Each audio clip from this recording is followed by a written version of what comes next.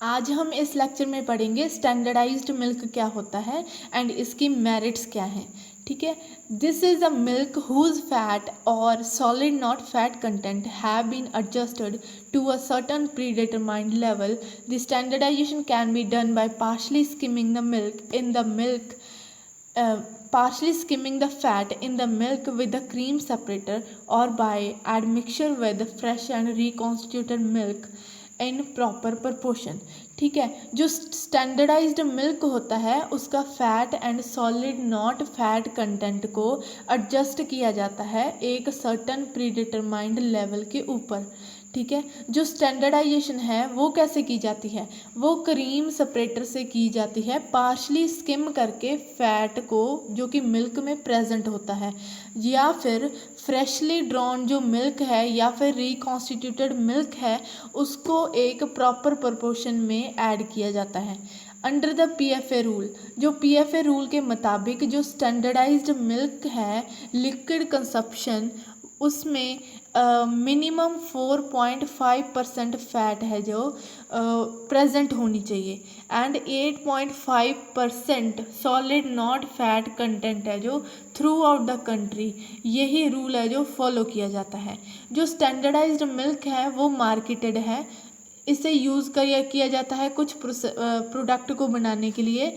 In the letter case जो fat and solid not fat content है वो very करता रहता है कि आप उस स्टैंडर्डाइज्ड मिल्क से कौन सा प्रोडक्ट बना रहे हो उसके हिसाब से वेरी करता रहता है।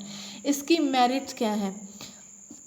Ensure a milk of practically uniform and constant consumption, composition and nutritive value to the consumer।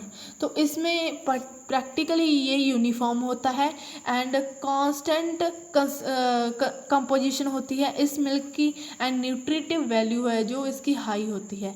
The surplus fat can be converted into butter and ghee. जो इसमें से सरप्लस फैट निकलती है उसको हम बटर या फिर घी में कन्वर्ट कर सकते हैं, possibly to supply cheaper milk and more easily digestible। ये easily digest हो जाता है एंड जो इनिशियल रिएक्शन है of the consumer may be that standardised milk is thinner than whole milk. मतलब कंज्यूमर के हिसाब से जो स्टैंडर्डाइज्ड मिल्क है होल मिल्क से वो थिनर होगा। जैसे कि इन्होंने बताया है कि जो इनिशियल रिएक्शन है कंज्यूमर का वो ऐसा हो सकता है। ठीक है, जो इसका अब इन्होंने बताया है मेथड ऑफ प्रेपरेशन क्या है वो अब हम डिस्कस करेंगे। स्टैंडर्डाइज मिल्क बनाने का ये प्रोसीजर है। ठीक है, तो इसमें फर्स्टली मिल्क को पहले हम रिसीव करते हैं। ठीक है, मिल्क डेयरी में डिलीवर होता है कैन्स में या फिर टैंक में। ठीक है, तो रिसीविंग ऑपरेशन में 4 ऑपरेशंस होते हैं। फर्स्ट इज़ अनलोडिंग, फिर ग्रेडिंग, फिर सैम्पलिंग, फिर वेइंग, फिर टेस्टिंग। ठीक है, तो फर्स्ट में अनलोड किया जाता है जो हमारे कैन्स होंगे या फिर टैंकर्स होंगे उसको अनलोड किया जाता है मैन्युअली। ठीक है, फिर उसके बाद टैंक को या फिर कैन को ग्रेड किया जाता है, ग्रेडिंग की जाती है। ग्रेडिंग में हम क्या करते हैं, क्लासिफिकेशन करते हैं मिल्क की उसकी क्वालिटी के बेस पे। वो हम कैसे करते हैं,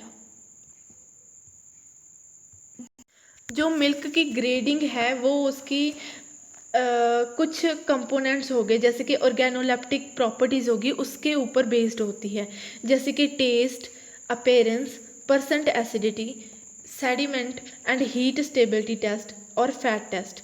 इनके हिसाब से हम ग्रेडिंग करते हैं मिल्क की। ठीक है, यही है जो प्राइस फिक्सिंग पर्पस से हम ग्रेडिंग करते हैं। उसके बाद सैम्पलिंग की जाती है। मिल्क की हम सैंपल्स ले लेते हैं। सैंपल लेने के लिए कैसे करते हैं, प्लंजर होता है जिससे हम टैंक या कैन में से सैंपल लेते हैं मिल्क का। ठीक है, उसके बाद वेइंग की जाती है। ये एक असेंशियल स्टेप होता है, जो वेइंग होता है वो एक असेंशियल स्टेप होता है जो कि पेमेंट करने के लिए मिल्क की इसका पर्पस होता है मिल्क की पेमेंट करना, ठीक है। उसके बाद टेस्टिंग में काफ़ी सारे टेस्ट परफॉर्म किए जाते हैं, जैसे कि परसेंट एसिडिटी डिटरमाइन करती है कि फाइनल एक्सेप्टेंस या फिर रिजेक्शन क्या है मिल्क की। उसके बाद अल्कोहल टेस्ट डिटरमाइन करता है heat stability of milk. And उसके बाद हम मिथिलेन ब्लू रिडक्शन टेस्ट भी करते हैं। इसमें क्या होता है कि जो मिल्क सैंपल हुआ उसमें थोड़ी सी मिथिलेन ब्लू डाई डाली जाती है, 2 से 3 ड्रॉप्स। जितनी ज़्यादा वो डाई है जो कंज्यूम होगी, डाई का जो कलर है वो चेंज होगा, उतनी ज़्यादा उसमें माइक्रोबायोलॉजिकल क्वांटिटी है जो मिल्क में प्रेजेंट होगी। उसके बाद डायरेक्ट माइक्रोस्कोपिक काउंट टेस्ट किया जाता है, देखने के लिए कि कौन कौन से मिल्क में माइक्रो ऑर्गेनिज्म प्रेजेंट है।